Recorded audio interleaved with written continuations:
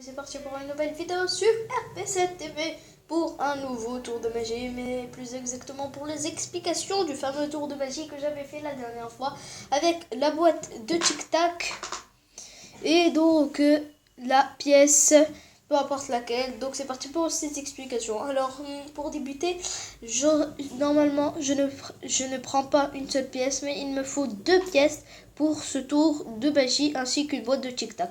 Donc en fait il me faut pas une seule pièce.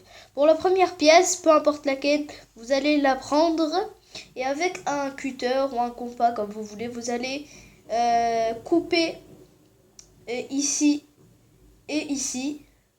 Donc vous allez couper, je sais pas, et donc vous allez ouvrir la boîte. Voilà.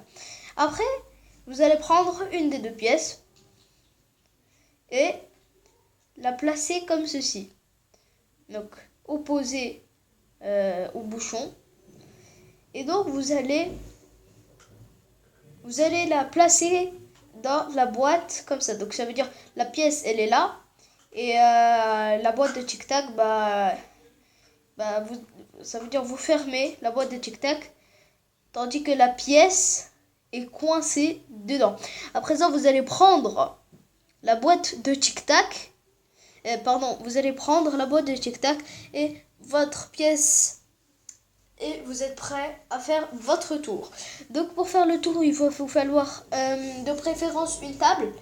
Sinon, bon, c'est pas grave, mais bon, vous allez avoir un petit peu de difficulté.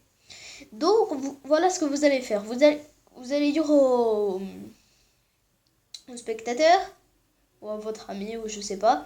Vous allez dire voilà, j'ai une boîte de Tic Tac et une pièce.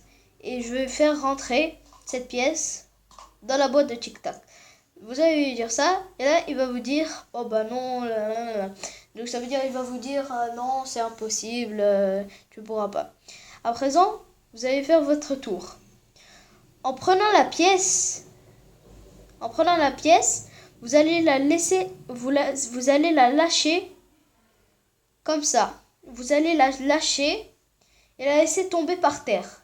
Donc là comme ça et vous la laissez tomber par terre, mais bon, il faut qu'elle tombe sur vos cuisses pour qu'elle ne fait pas de bruit.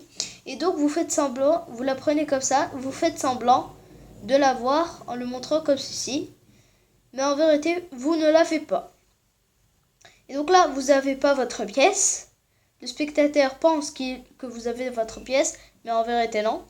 Et donc là, vous lui dites 3, 2, 1. Vous donnez un coup sec.